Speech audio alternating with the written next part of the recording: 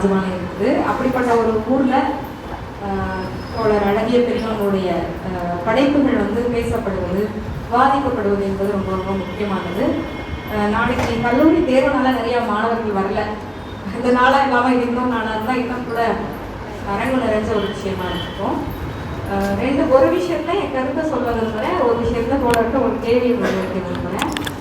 கருத்து அப்படிங்கிறதுல பொதுவாக வந்து இந்த மொழி குறித்து ஒரு இலக்கியத்தில் கையாளப்படுகிற மொழி சொல்லாடல்னு வச்சுக்கோமே, சொல்லக்கூடாது தேவடியாங்கிற வார்த்தை எப்படி சொல்லலாம் அப்படின்ற இடம்லாம் வரும் பொழுது அதை உடைச்சதுல மிக முக்கிய பங்கு வந்து என்னோட கருத்தை உடைச்சதுல மிக முக்கிய பங்கு வந்து தோழருடைய நூலுக்கும் இருக்குது, கதைகளுக்கும் இருக்குது. ஏன்னா அந்த சொல்லாடலுக்கான நோக்கம், அதுக்கான விஷயத்தோட, அதாவது படைப்பாளருடைய நோக்கம் அங்கே என்னவா இருக்குன்றதை பொறுத்து தான் அந்த மொழியை நம்ம வந்து புரிஞ்சுக்கணும் அப்படின்றத நம்ம கற்றுக்கிட்டோம். அதனால நிறைய விவாதங்கள் இருக்குது.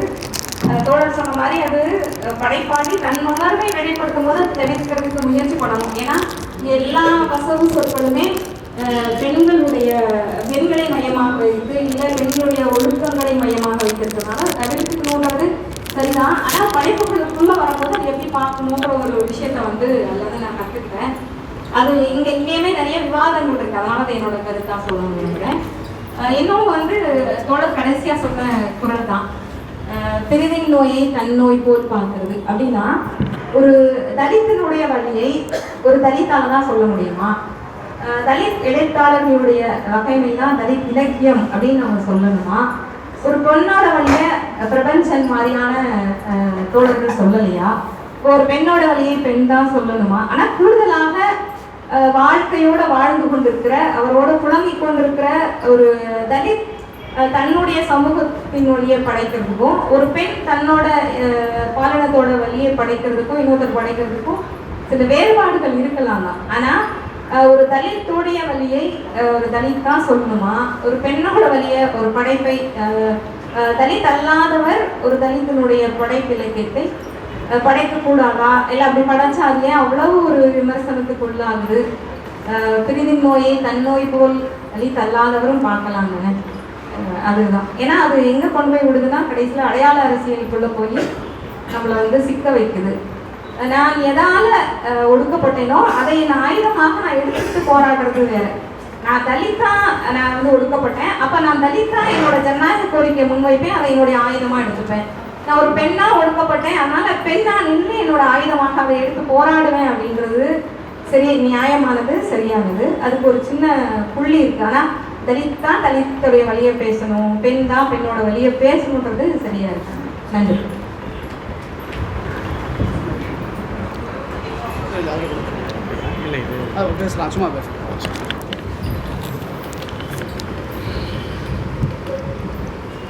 இந்த வசவு சொற்களை பயன்படுத்துறது அப்படின்னு சொல்கிறது, சொற்களில் வந்து நல்ல சொல் கெட்ட சொல் அப்படின்றதெல்லாம் வந்து இல்லை. எல்லாமே சொல் தான்.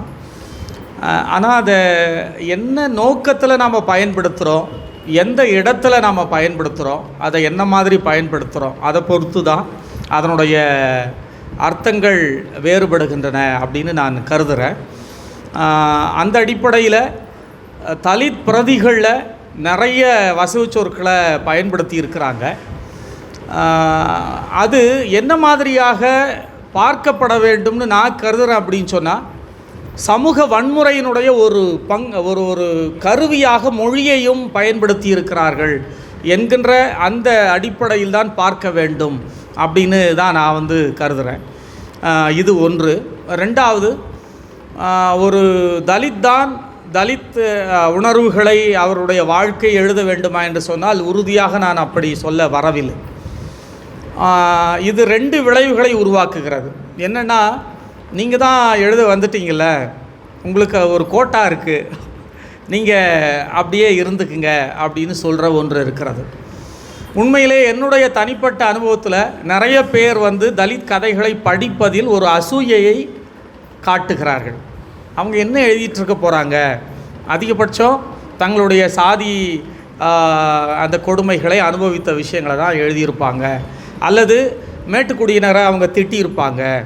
இப்படி தான் வந்து நினைத்து நிறைய பேர் வந்து அதை படிக்காமல் போகின்ற ஒரு போக்கும் இருந்து கொண்டிருக்கிறது. இன்னொன்று, நாங்களும் எழுதுவோம் என்று வந்து நேரெதிராக எழுதுகின்ற ஒரு போக்கு என்பதும் இருக்கிறது. என்ன கேட்டால், நீங்கள் எழுத்து என்பது ஒரு கூடு பாய்தல் என்று நான் கருதுகிறேன். நீங்கள் முற்றிலுமாக அந்த இடத்திற்கு சென்று நீங்கள் உணர்வுபூர்வமாக நீங்கள் எழுதினால் நிச்சயமாக யார் வேண்டுமானாலும் எழுதலாம். ஆனால் நீங்கள் அப்படி எழுதாமல் மறுபடியும் நீங்கள் வந்து ரொம்ப நுட்பமாக உங்களுடைய அந்த தந்திரோபாயங்களை வைத்து எழுதக்கூடிய சிலது இருக்குது இல்லையா? இன்றைக்கும் கூட இந்த 100 நாற்காலிகள் அல்லது பல்லக்கு, இந்த கதைகளெல்லாம் நீங்கள் படிச்சிங்கன்னா, பல்லக்கு ஒரு கதை இருக்குது. அந்த கதையை நீங்கள் படித்து பாருங்கள். அதை வந்து பல பேர் பல மாதிரியாக இன்டர்வியூட் பண்ணுறாங்க, எவ்வளோ கிளவராக எழுதியிருக்காருன்னு சொல்லி. ஆனால் என்னை கேட்டால் மிக அயோக்கியத்தனமான கதைகள் ஒன்று அந்த கதை. அப்படி தான் நான் வந்து சொல்லுவேன் நான். அப்போ ஒரு தலித்தை உங்களுடைய வாழ்முறையிலிருந்து, ஏன்னா அது உங்களை குற்றம் சாட்டவில்லை, இந்த சமூகத்தை குற்றம் சாட்டுறேன் நான். நீங்கள் ஒரு 20-25 வருடங்களுக்கு பிறகு எழுத வருகிறீர்கள் என்றால் அது வரைக்கும் உங்களுக்கு கற்றுக் கொடுத்திருப்பது எது? இந்த சமூகம் கற்றுக் கொடுத்திருக்கிறது, சாதியம் கற்றுக் கொடுத்திருக்கிறது, உங்களுக்கு பல விஷயங்கள் உள்ளே வந்து போட்டிருக்கு. எழுத்துன்றது அந்தரங்கமான ஒன்று, உங்களையும் மீறி அது வெளிப்படக்கூடிய தருணங்கள் பலது இருக்கின்றன. அதை நீங்கள் என்கவுண்டர் பண்ணுறதுக்கு தயாராக இருந்தால் நிச்சயமாக நீங்கள் எழுதலாம். தம்பின்னு ஒரு படம் வந்துச்சு, அதில் வடிவேலு ஒரு 100 முறைக்கு மேலே அந்த சண்டாள பையன் அப்படின்ற சொல்லை வந்து பயன்படுத்திகிட்டே இருப்பார். நான் அது வந்த உடனே அந்த படத்தை பார்த்துட்டு, அப்போ நான் தலித் முரசு ஆசிரியர் குழுவில் இருந்தேன். அப்போ சீமான் அவர்களுக்கு நான் தொலைபேசி பண்ணி நான் வந்து பேசுகிறேன். அப்போ பேசும்போது அவர் ரொம்பவும் மகிழ்ச்சி அடைகிறார் நான் பேசுனது. நீங்கள் ரொம்ப எனக்கு சந்தோஷமாக இருக்கிறது நீங்கள் எல்லாம் பேசுகிறது அப்படின்னு. நான் இப்போ இந்த கேள்வியை வச்சேன், என்னங்க இந்த சொல் வந்து 78 பட்டியல் சாதிகளில் ஒன்று. அது ஒரு எஸ்சிஎஸ்டி வன்கொடுமை தடுப்பு சட்டத்தின் கீழே நிச்சயமாக வழக்கு தொடுப்பதற்கு எல்லா முகாந்திரங்களும் இருக்கிறது. ஆனால் நீங்கள் எப்படி இதை அனுமதிச்சிங்க? ஒரு முறை 2 முறை இல்லை, அது நூற்றுக்கணக்கான இடங்களில் அது பயன்படுத்தப்படுகிறது. உடனே அவர் சொன்னார், எங்கள் அம்மாவே என்னை அப்படி தான் திட்டுவாங்க சில நேரங்களில், அது ஒரு வசவு சொல் தான் நான் நினச்சிட்டு இருந்தேன். நீங்கள் அரசியல் ஒரு இயக்கத்தில் இருக்கிறீங்க, ஒரு சமூக செயற்பாட்டாளராக இருக்கிறீங்க, இந்த சொல்லினுடைய வரலாறு கூட உங்களுக்கு எப்படி தெரியலன்னு நான் கேள்வி கேட்டேன். அது வேறு விஷயம். அப்புறமா தலித் முரசுக்கு அவர் வந்து ஒரு கடிதம் எழுதியிருந்தார். சகோதரர் அழகிய பிரியன் அதை சுட்டி காட்டினார். நான் என்னுடைய வருத்தத்தை பதிவு செய்கிறேன். அது தலித் முரசு இதழ்லையும் வெளிவந்தது. இப்போ எதற்காக சொல்கிறேன்னா, நம்மை எழுதுவதுன்னு ஒன்று இருக்குது ஒரு இடத்துல, அது நம்மை மீறி அந்த இடத்துல அது வெளிப்பட்டு விடுகிறதே, அதை வந்து நாம் தடுக்கிற பட்சத்தில் நீங்கள் ரொம்ப கவனமாக ஒரு கலை நேர்த்தியோட நீங்கள் அந்த ஒரு உணர்வு நிலையிலிருந்து எழுதுனீங்கன்னா உறுதியாக எல்லாரும் எல்லாவற்றையும் எழுதலாம் என்பதுதான் என்னுடைய கருத்து. அதை தாண்டி நீங்கள் நானும் எழுதுவேன் அப்படின்னு ஒரு வாக்குவாதத்துக்காக ஒரு விவாதத்துக்காக எழுதுறதுன்னா அது நிச்சயமாக அதில் ஒரு முழுமை இருக்காதுன்னு தான் நான் நினைக்கிறேன். வணக்கம். நம்ம நிறைய உரையாடல் எடுத்துகிட்டே இருக்கோம் சமூகத்தில். இலக்கியத்தோட பெரிய பங்களிப்பு பார்த்தீங்கன்னா, ஒரு சமூகத்தில் ஒரு உரையாடலை நிகழ்த்தணும், அதன் மூலியமாக நடக்கிற அந்த ஜாதிக்கு எதிராக நம்ம எவ்வளோ உரையாடல் எடுத்துருக்கோம். சரிங்களா? இருந்த போதிலும் நீங்கள் சொல்கிற மாதிரி ஜாதி சங்கங்கள் மூலியமாக ஒவ்வொரு ஜாதி சங்கங்களுக்கு இலக்கிய அமைப்பு இருக்குது. சரிங்களா? இன்னும் ஜாதி வந்து இணைத்து போகலை. ஸோ எனக்கு 2 கேள்வி இருக்குதுல. சினிமா சார்ந்து ரஞ்சிதா இருக்கட்டும், ஆனால் மாரியா இருக்கட்டும், எல்லாருமே வந்தோடனே அவங்களுக்கு வந்து ஒரு முத்திரை குத்திடுறாங்க. ஈவன் எழுத்தாளர்கள் கூட இவர் வந்து தலித் எழுத்தாளர், இவங்க வந்து அவங்க தான் படிப்பாங்க அப்படின்ற மாதிரி. இது வந்து ரஞ்சிதா எடுத்தாலே அது அப்படிதான் இருக்கும் அப்படின்ற மாதிரி ஒரு முத்திரை குத்தி ஒரு ஜாதிய மனப்பாங்க வந்து அதிகமாகிட்டே இருக்குது இன்னைக்கு சமூகத்தில் நான் பார்க்குற வரைக்கும். ஸோ நம்ம உரையாடல் மேலே மிஸ்டேக், இல்லைன்னா உரையாடல் வேற இந்த மாதிரி நம்ம கொண்டு போகலாம். ஒன்று இன்னொன்று, இந்த உரையாடல் வந்து வேற வடிவம் பெறணுமா, இல்லை இதுக்கு நீங்கள் சொல்கிற ஏதாச்சும் வழிமுறைகள் எப்படி சொல்றீங்க? அம்பேத்கரை பற்றி நம்ம எல்லாருமே கோட் பண்ணுறோம். இருந்த போதிலும் அம்பேத்கரை பற்றி பேசுகிறானா, அம்பேத்கர் டிஷர்ட் போட்டானா, அதை கோட் பண்ணுறானா, அப்பனா இவன் வந்து அடித்தான் அப்படின்ற ஒரு முத்திரை குத்துற அந்த லேபிள் இப்போ ரீசெண்டாக கூட வந்து அந்த மாதிரி அந்த லேபிள் பண்ணுற முறையை வந்து எந்த அளவுக்கு நம்ம தவிர்க்க முடியும், அதுக்கான உரையாடலை நம்ம எப்படி கொண்டு போகலாம், அது ஒன்று. இன்னொன்று, உங்களையுமே நிறைய நிறைய எழுத்து இப்போ நீங்கள் சொல்லும்போது இமயமலா இப்போ வந்து நிறைய அவரோட வட்டார வழக்குகள் சார்ந்து எழுதுறாரு. அவரோட எழுத்துக்களை நீங்கள் எப்படி பார்க்குறீங்க? தலித் எழுத்தாளர் அப்படின்ற ஒரு பட்டியலுக்குள்ள நீங்கள் கொண்டு வர வந்து நீங்கள் உங்களுக்கு சொல்லுவாங்க அழகிய பெரியவனா இந்த சார்ந்து எழுதுறாரு, அதை நீங்கள் எப்படி எதிர்கொள்றீங்க?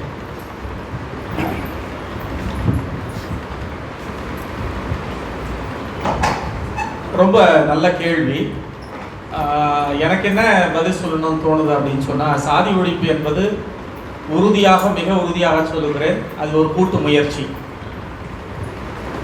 இந்த கூட்டு முயற்சியை புரிந்து கொள்ளாமல் சேரிகளிலேயே அம்பேத்கரை பேசுவது, சேரிகளிலே பெரியாரை பேசுவது, சேரிகளிலே மார்க்ஸை பேசுவது என்ற ஒரு அளவோடு நிறுத்தி கொள்வதனால் ஏற்படக்கூடிய ஒரு விளைவு இது என்று நான் நினைக்கிறேன்.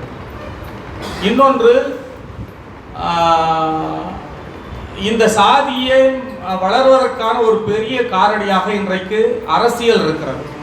மிக வெளிப்படையாக வாக்கரசியலும் இருக்கிறது. வாக்கரசியல் என்கின்ற சனநாயக போர்வைக்குள் ஒளிந்து கொண்டிருக்கிற சாதி அரசியலும் இருக்கிறது. இந்த இரண்டு அரசியலையும் மீறி ஒரு கருத்தியல் தளத்தில் மாற்று அரசியலை முன்னெடுக்கக்கூடியவர்களுக்கு நாம் அதிக இடத்தை தருவது இதற்கான ஒரு முதற்படியாக இருக்கும் என்று நான் நினைக்கிறேன். பிறகு ஒரு கூட்டு முயற்சி என்று நான் சொன்னேன்.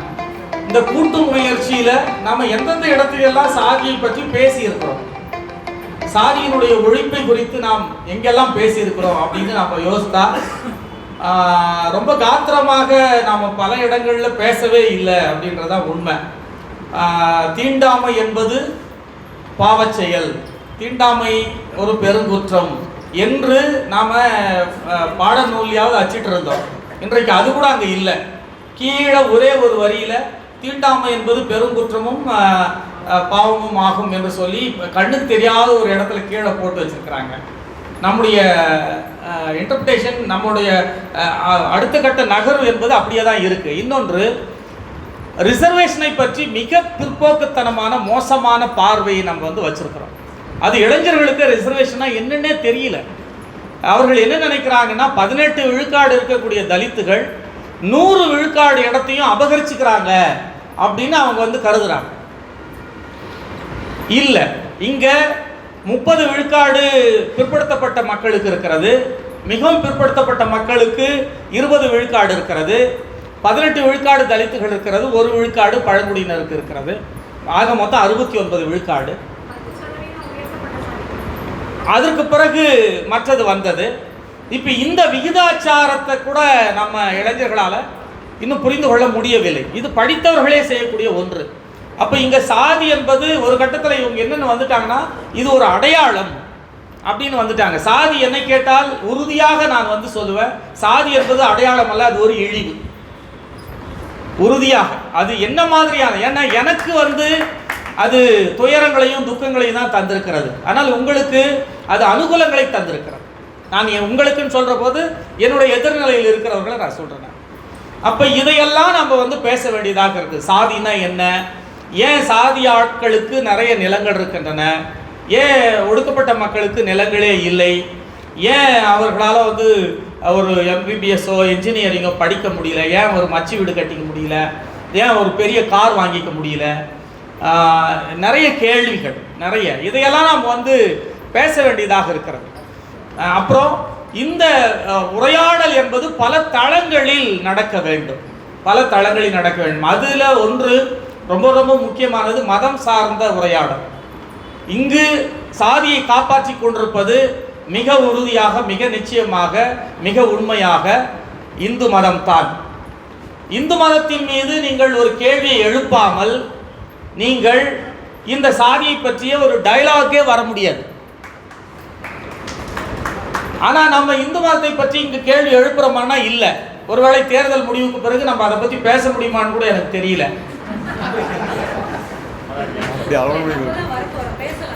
உறுதியாக பேசலாம் எல்லா இடத்துலையுமே. எனக்கு அந்த நம்பிக்கை இருக்கிறது. இன்னும் அதிகமாகவே பேச முடியும்னு நான் நினைக்கிறேன். ஆனால் ஒருவேளை நாம் பயப்படுகின்ற அந்த விகிதாச்சாரத்தினுடைய அளவு அதிகமாகி ஒருவேளை அந்த நிலைமைக்கு போயிட்டா நம்ம அதை கூட பேச முடியாதுன்னு நான் நினைக்கிறேன். அப்போ நீங்கள் இதை பற்றியெல்லாம் இந்த செக்ஷன்கள்லாம் நீங்கள் வந்து பேசணும்னு நினைக்கிறேன்.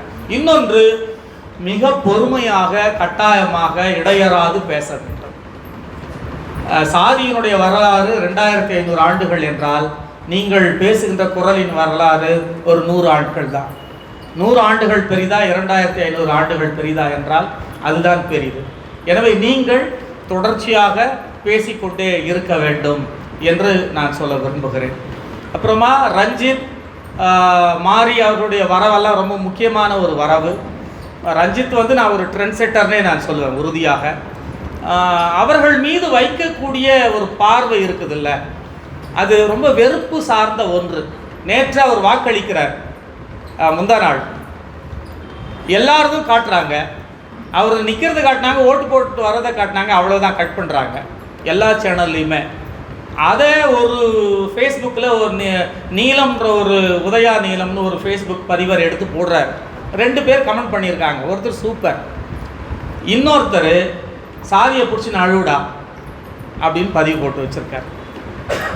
எந்த அளவிற்கு அவர்களின் மீது வெறுப்பு விதைக்கப்படுகிறது என்று சொல்வது தான். தோழர்களே, ஒன்று, நான் ஒன்றாக இருக்கலாம் என்கிறேன், நீங்கள் வேண்டாம் தனித்தனியாக இருக்கலாம் என்று சொல்கிறீர்கள். நம் இருவருக்கும் இடையில் இருக்கிற வேறுபாடு அதுதான். அந்த குரலின் வேறுபாடை உறுதியாக புரிந்து கொள்ள வேண்டும், உணர்ந்து கொள்ள வேண்டும். அவர்கள் அந்த குரலைத்தான் முன்னெடுக்கிறார்கள். சினிமாவில் நீங்கள் பேச முடியாது, அதற்கான இடம் இன்றைக்கு உருவாகி இருக்கிறது என்று சொன்னால் அது உறுதியாக ரஞ்சித் அவர்களாலும் மாரி அவர்களாலும் தான். இது பேச வேண்டும். நாம் எல்லாரும் கைகோர்த்து கொண்டு சாதி ஒழிப்பை பற்றி உறுதியாக பேச வேண்டும். பேசுவோம், பேசலாம். நான் சிறந்த எழுத்தாளர் தான் நினைச்சேன். எனக்கு சிறந்த பேச்சாளர் பேசுனீங்க. ஏன்னா அவங்களுடைய பேச்சு கேட்கறதுக்கு அவ்வளோ ரொம்ப நல்லா இருக்குது.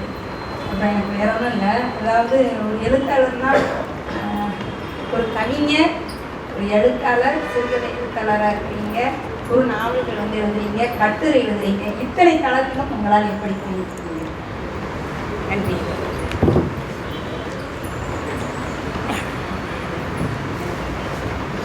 அது ஒன்றும் இல்லை, ஒரு ஆர்வம் தான். எல்லாவற்றையுமே செய்து பார்க்கலாம் என்கின்ற ஒரு ஆர்வம். தமிழில் நான் மட்டும் இல்லை, நிறைய எழுத்தாளர்கள் அப்படிதான் இருந்திருக்கிறார்கள். பிரபஞ்சன் கவிதைகள் எழுதியிருக்கிறார். பிரபஞ்சன் அற்புதமாக கட்டுரைகளை எழுதுவார், சிறுகதை, நாவல்கள். சுந்தர ராமசாமி, ஜெயகாந்தன், யாரை வேண்டுமானாலும் நீங்கள் எடுத்துக்கலாம். அப்போ ஒரு வெர்சடைல், ஒரு மல்டி டேலண்டட் அப்படின்னு சொல்லலாம். ஜெயகாந்தன் வந்து திரைப்படங்களை கூட இயக்கினார். அவருடைய பாடல்கள், திரைப்படத்துக்கு பாடல்கள் எழுதினார். அப்படி நிறைய பேர் சொல்லலாம். நீங்கள் ஒரு ஆர்வம் தான், எனக்கு அப்படியான ஒரு ஆர்வம். ஆனால் என்ன நினைப்பேன்னா, எது செஞ்சாலும் அந்த ஒரு வடிவம் மிக சிறப்பாக இருக்க வேண்டும் என்பதற்காக நான் வந்து மெனக்கெடுவேன். அந்த ஆர்வமும் மெனக்கெடலும் தான் அது சாத்தியமாக்குதுன்னு நான் நினைக்கிறேன். ரொம்ப பிடிக்கும். நிறைய கதைகளில் வெயில அழகாக வர்ணிக்கிறீங்க. ஒரு இடத்துல வெயில் மழை போல பெய்து கொண்டிருந்தது அப்படின்னு சொல்றீங்க. உடனே எனக்கு ரொம்ப பிடிச்ச ஒரு வர்ணனை வந்து சிலந்தி வழி போல் பின்னி கொண்டிருந்ததுன்னு எழுதியிருக்காரு. இப்போ அப்பதான் மனிதர் வெளியே போகக்கூடாம ரொம்ப அழகா எழுதியிருந்தீங்க. அந்த வெயில பதிவு இடங்கள் உடனே மழையை பற்றியும் வர்ணனை அந்த செய்தி. அதற்கான காரணம் ரெண்டாவது, இந்த தலித் இலக்கியங்கள்ல இருண்மைக்கான இடம் என்ன, இருண்மைக்கான இடம் என்ன, பங்களிப்பு என்ன, தேவை என்ன, ஆதிக்க சமூகத்தினுடைய அச்சமா இல்லை அதனுடைய தேவை என்னவாக இருக்கிறது? ஏன் அந்த இருண்மை வந்து எப்படி பெரிய எழுத்தாளர்கள் இருண்மையோடு எழுதுகிறார்களோ அப்போ தெலுங்கு எழுத்தாளர்கள் நிறைய பயன்படுத்துகிறாங்க. இப்போ உங்களுடைய தீவிரி கதைகள், தீவிரின்னு ஒரு கதை, அதில் குழந்தை இல்லாத கிராமத்துக்கு போகிறாங்க. ஒரு குழந்தையோட ஒவ்வொரு குழந்தைகள் இல்லாத அந்த படிமங்கள் எல்லாம் அழகாக காட்சிப்படுத்திக்கிட்டே வரீங்க. கடைசியாக அவன் கணத்தை விட்டு வெளியே வந்துடுறான். அவனுடைய பொம்மைகள், முடிந்த பொம்மையை, மேக்பாச் பொம்மையாக இருக்கட்டும், திருத்தல் இல்லாத சூழலாக இருக்கட்டும், அவங்க வந்து அவ்வளோ விஷயங்கள் அழகாக சொல்கிறீங்க. இது கடைசி அந்த குழந்தைகள் அங்கிருந்து கிராமத்து குழந்தைகள் என்ன ஆண் ஏன் அதை சொல்ல முடியல. இப்படி நிறைய கதைகள் இருண்மைக்கு வந்து வெளியிருந்தால் அதனால தேவை என்ன நான் எடுக்கிறேன். நன்றி. என்னுடைய கதைகளில் வெயில் பற்றிய குறிப்புகள் அதிகம் அப்படின்னு சொன்னால் அது காரணம், நான் வெயிலூரிலிருந்து வந்திருக்கிறேன். அதுதான் நான் வாழ்கிற பகுதி அதுதான். பெரும்பானாற்றுப்படை என்று நான் நினைக்கிறேன். அதில் வந்து ஒரு பாடல் இருக்கிறது. அதாவது ஒரு வள்ளலை சந்தித்து பரிசில் பெற வேண்டும் என்று ஒரு புலவன் போவான். அவனை ஆற்றுப்படுத்தி அனுப்புவார்கள். அப்போ அவங்க சொல்லுவாங்க, ஈட்டி முனைகளைப் போல முகைகள் இருக்கின்ற தாமரை பூத்திருக்கிற தடாகங்களை கொண்ட சிறுபானாற்றுப்படை வெயில் அதிகமாக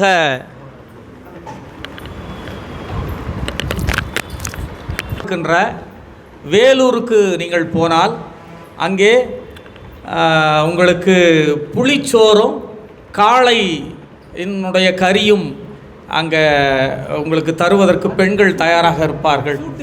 சூட்டிறைச்சியா, காளையினுடைய சூட்டிறைச்சி, அப்புறம் புளிச்சோறு, இந்த குறிப்பு இருக்கிறது. இன்றைய வரைக்குமே அது வந்து மாறலை. வேலூர் எங்கள் ஊர் வந்து மலையும் மலை சார்ந்த இடமோ, எங்கள் ஊரில் நீங்கள் எங்கே நின்று பார்த்தாலுமே மலைகள் உங்கள் பார்வைக்கு தெரியும். எங்கள் ஊருக்கு பேர்ணாம்பட்டு நான் இருக்கிற ஊர். அதுக்கு பொருள் என்னன்னு கேட்டாங்க. பேர் அரண்பட்டுன்னு நான் சொன்னேன்.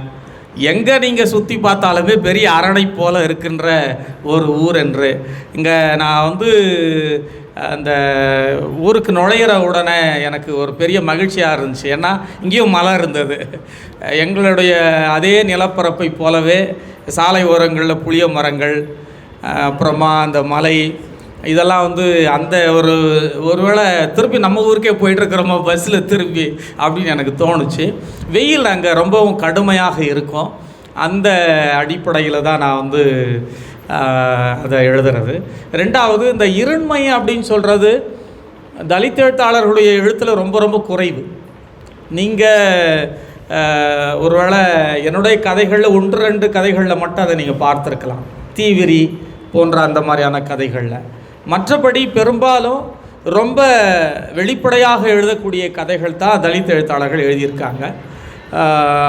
இந்த என்னுடைய தீவிரி கதை வந்து என்னென்னா, வேறு மாதிரி எழுதி பார்க்கலாம் அப்படின்று எனக்கு தோன்றிய அந்த ஆசையினுடைய விளைவாக நான் எழுதி பார்க்கிற கதைகள். அப்படி நிறைய ஒரு 10 கதைகளுக்கு மேலே நான் வந்து அப்படி எழுதியிருக்கிறேன்.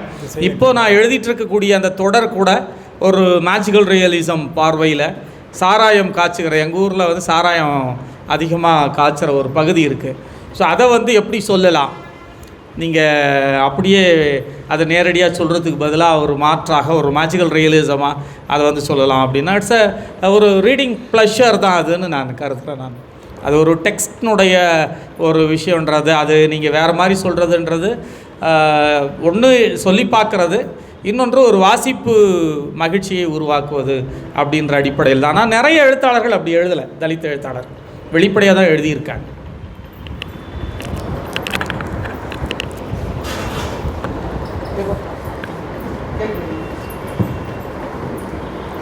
வணக்கம் சார். சார், உங்களுடைய கதை தான் நான் ரீசெண்டாக படித்தேன்.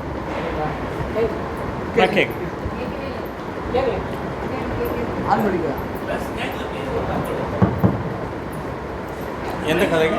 குரடு கதை ரீசெண்டாக ரொம்ப அட்டகாசமாக இருக்குது.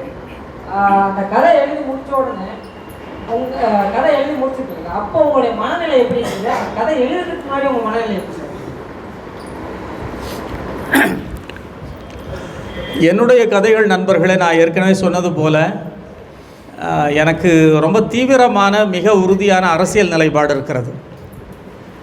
நான் அம்பேத்கரிய, பெரியாரிய, மார்க்சிய சிந்தனைகளை உள்வாங்கியவன். என்னுடைய பார்வை என்பதும் அப்படி தான். அப்போ அந்த அடிப்படையிலான நோக்கோடு தான் வந்து நான் எழுதுகிறேன், பல விஷயங்களை பார்க்குறேன். அப்படி ஒரு கண்டென்ட் கிடைக்கிற போது அதை ஒரு கதையாக்கலாம் அப்படின்னு எனக்கு தோணும். அப்போ குரடு கதையை பற்றி சொல்லுகிற போது சாதி ஒழிப்பு அப்படின்னு சொல்கிறது தலித்துகளை மீட்டுக்கொள்வதா, அல்லது தலித் அல்லாதவர்கள் தலித்துகளோடு சேர்ந்து அவர்களை மீட்பதா அப்படின்னு கேட்டால் 2வது ஆப்ஷன் தான். அது ஒரு கூட்டு முயற்சி, நான் ஏற்கனவே சொல்லிட்டேன். அப்போ இதற்கான முயற்சியை பல கட்டங்களில் பல இடங்களில் எடுத்துக்கொண்டே இருக்கிறாங்க.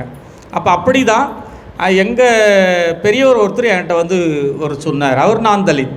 அப்போ என்ன தம்பி பண்ணுறது, இவனுங்க வந்து திருந்தவே மாட்டேன்றானுங்க நான் எங்கள் ஊரில் இப்படி ஒருத்தர் இருந்தார், அவர் இராணுவத்துக்கு போய் வந்தார், அவர் இந்த மாதிரி ஒன்று செஞ்சார் அப்படின்னு சொன்னார்.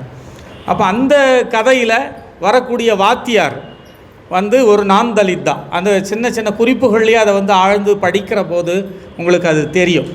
அப்போ அவரும் இராணுவத்துக்கு போயிட்டு வரக்கூடிய ஒரு தலித்தும் இணைந்து அங்கே அந்த ஊரில் செருப்பு போடுறதுக்கான ஒரு நடவடிக்கையை வந்து உருவாக்குவதற்கான முயற்சியை மேற்கொள்கிறாங்க. அந்த பதிவை வந்து நான் எழுதணும்னு நினச்சேன். உண்மையிலேயே எழுதின பிறகு பெரிய மகிழ்ச்சியாக இருந்தது, எனக்கு பெரிய உற்சாகமாக இருந்தது. எங்கள் பகுதியில் தொண்டை மண்டலத்தில், குறிப்பாக வட தமிழகத்தில் தலித் இயக்கங்களுடைய வேலை என்பது ஒரு நூற்றாண்டுக்கு முந்தியது. அதனால் நான் வரும்போது பார்க்குறேன், நிறைய கிராமங்கள் வந்து தள்ளி தள்ளி தள்ளி தள்ளி இருக்குது இந்த பகுதிகளில். வீடுகள் கூட ரொம்ப ரொம்ப சின்ன சின்னதாக அங்கங்கே உள்ளொடுங்கி இருக்கிறது. எங்கள் பகுதியில் நீங்கள் வந்தீங்கன்னா அப்படி இருக்காது, ரொம்ப நெருக்கமாக இருக்கும். பெரிய வீடுகளை கட்டியிருப்பாங்க. தலித் கிராமங்களில் நீங்கள் மாடி வீடுகளை பார்க்கலாம், ஓட்டு வீடுகளை பார்க்கலாம். அப்போ வந்து ஒரு 100 ஆண்டுகளுக்கு முன்பு அங்கே வேலை செய்த பெரிய தலைவர்களெல்லாம் இருக்கிறாங்க. பள்ளிகொண்டா கிருஷ்ணசாமி போன்றவர்கள்லாம் இருக்கிறாங்க. பக்கத்தில் கேஜிஎஃப் இருந்ததுனால அங்கே பாபா சாஹேப் அவர்கள் வந்திருக்கிறார். அவரை போய் பார்த்துட்டு வந்திருக்காங்க. என்னுடைய நாவலில் அதை பற்றிய குறிப்புகளெல்லாம் கூட வரும். அவர்களெல்லாம் நான் வந்து பார்த்துருக்குறேன். அப்போ அந்த அனுபவம் எனக்கு, செருப்பு போடாத அந்த அனுபவம் இல்லை, ஆனால் வேறு வகையான அனுபவம் எனக்கு இருந்தது. ஒரு முறை நான் பள்ளியில் 5ஆம் வகுப்பு படிச்சுட்டு இருக்கிற போது தண்ணி தாகம் போய் கேட்டேன். கையில் தண்ணி ஊற்றுறாங்க. அப்போ நான் தெரியாமல் குளிச்சிட்டேன். வீட்டுக்கு வந்து என்னோடய அம்மா கிட்ட சொன்ன உடனே அம்மா வந்து என்னை முதுகில் போட்டு பயங்கரமாக அடித்தாங்க. அடிச்சுட்டு, உனக்கு தண்ணி தாகம் இருந்தால் கூட நீ அங்கே போயிட்டு வாங்கி குடிக்கக்கூடாது, வீட்டுக்கு வந்து குடி, இல்லை ஸ்கூலில் போயிட்டு குடி, ஸ்கூலில் இல்லைன்னா நீ வீட்டுக்கு வந்துடு அப்படின்னு சொன்னாங்க. ஸ்கூல் போனால் போகுது அப்படின்னு அவங்க வந்து சொன்னாங்க. ஸோ அந்த மாதிரியான சில அனுபவங்கள் தான். அது ரொம்ப ரொம்ப ஒரு அரிதான அனுபவங்கள். ஆனால் செருப்பு போடுறது போடாதது அப்படின்னு சொல்கிறது வந்து ஒரு 100 ஆண்டுகளுக்கு முன்னே எங்கள் ஊர் பகுதிகளில் ஓரளவு அது வந்து ஒழிக்கப்பட்டு விட்டது. இந்த தனி டம்ளர்ஸை வந்து ஒழிக்கிறது அதெல்லாம் வந்து. எனவே அதை எழுதுகிற போது ஒரு காலத்தை ரீக்ரியேட் பண்ண ஒரு மகிழ்ச்சி எனக்கு உருவானது. பிறகு அது ஒரு குறும்படமாக வந்தது. இங்கே இருக்கிற எத்தனை பேர் அந்த குறும்படத்தை பார்த்துருப்பீங்கன்னு எனக்கு தெரியல, ஆனால் நீங்கள் பார்க்கலாம். யூடியூப்பில் அது இருக்குது. நடந்த கதை என்று சொல்லி இருக்கிறது. குறடு சிறுகதை அடிப்படையாக வைத்து எடுக்கப்பட்ட குறும்படம் அது. 13 விருதுகளை அந்த படம் வாங்கியது. இந்தியாவினுடைய மிகச்சிறந்த குறும்படம் என்ற விருதையும் அந்த படம் பெற்றது. அந்த படம் வந்தபோது பெரிய அளவில் எனக்கு மகிழ்ச்சியாக இருந்தது. அதற்கு தாமேசா சென்னையில் ஒரு பெரிய விழா வைத்து அதற்கு பரிசு கொடுத்தாங்க. எனக்கு சிறந்த கதாசிரியர் வசனகர்த்தா பரிசு கொடுத்தாங்க. பொன்சுதா அவர்கள் தான் அதை இயக்குனர். அந்த வகையில் அந்த கதை பற்றி பேசுவதற்கு நிறைய அனுபவங்கள் இருக்கு. கடைசி கேள்வி.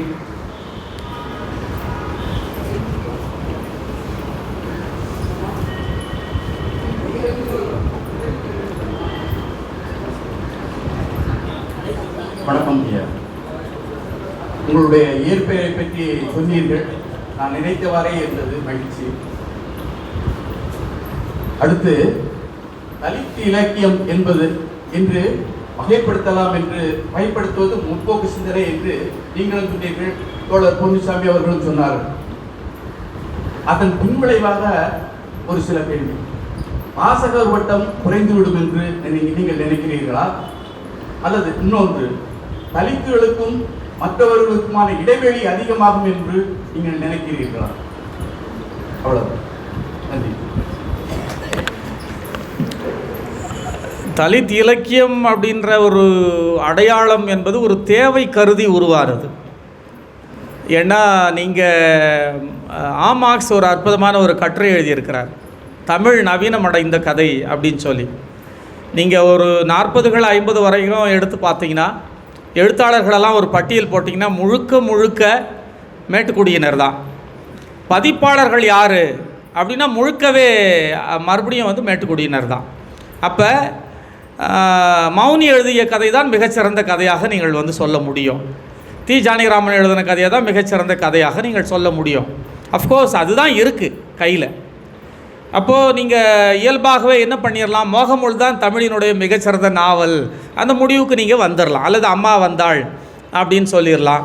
இப்படி நீங்கள் வந்து சொல்லி கொண்டு போகலாம். அப்போ ஒரு இவ்வளவு ஒரு வளமான தன்மையை கொண்ட மொழியில் எங்களுடைய வாழ்க்கை எங்கே இருக்கிறது அப்படின்னு தேடுகிற போது எதுவும் இல்லை, அல்லது சொல்லிக்கொள்வது போல இல்லை அப்படின்னு சொன்னால், அப்போது ஏன் நாம் எழுதலாமே அப்படின்னு வந்தது தான். ஒரு அடையாள அடிப்படையில் வந்தது தான். எல்லாத்தையுமே இன்டர்வியூட் பண்ணுறாங்க. அம்பேத்கருடைய நூற்றாண்டு விழாவின் போது, பிறந்தநாள் நூற்றாண்டு விழாவின் போது, அப்போ இலக்கியத்தில் என்னென்ன அவர்களுக்கான இடம் இருக்கிறது அப்படின்னு சொல்கிற போது, நீங்கள் தமிழினுடைய முதல் சிறுகதை ஆசிரியர்கள் யாருன்னு உங்களுக்கு தெரியும். குளத்தங்கரை அரசமரம் வாவேசு ஐயர், வரகநேரி சுப்பிரமணிய ஐயர், அப்புறமா சுப்பிரமணிய பாரதியார், ஆறில் ஒரு பங்குன்னு அவர் ஒரு கதை எழுதுகிறாரு. அப்போ இந்த 2 கதைகள். அதற்கு பிறகு முதல் நாவல் எது என்றும் உங்களுக்கு தெரியும். அந்த நாவலினுடைய பெயர்லேயே ஒரு சாதிய பெயர் இருக்கிறது. அப்போ இதெல்லாம் இருக்கிற போது நீங்கள் அப்படி எல்லாத்தையும் இன்டர்வியூட் பண்ணுற போது எனக்கு ஒன்று அதிர்ச்சியாக இருந்தது. தமிழில் நாவல் வடிவம் தோன்றி சற்றேறக்குறைய ஒரு 100 ஆண்டுகளுக்கு பிறகு எழுதப்பட்டிருக்கிறது.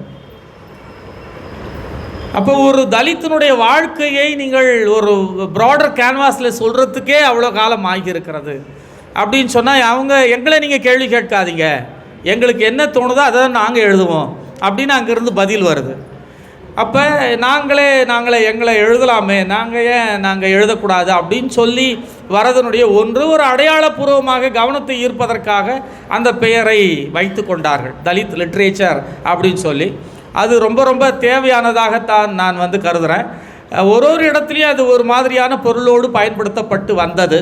நீங்கள் மகாராஷ்டிராவை எடுத்துக்கிட்டீங்க அப்படின்னு சொன்னால், அங்கே பெண்கள், பிற்படுத்தப்பட்டவர்கள், பழங்குடியினர், திருநம்பிகள், நங்கைகள், இவர்கள் எல்லோரும் எழுதின எழுத்துக்களையும் தலித் இலக்கியம்னு அங்கே வந்து சொல்கிறாங்க. அப்படியான ஒரு ப்ராடர் ஒரு அளவுகோல் அங்கே வந்து இருக்குது. தமிழில் அப்படி இல்லை. ஆனால் அப்படி 90களில் வந்தது. அது ஒரு மகிழ்ச்சியான ஒரு நல்ல விஷயமாகத்தான் நான் வந்து கருதுகிறேன்.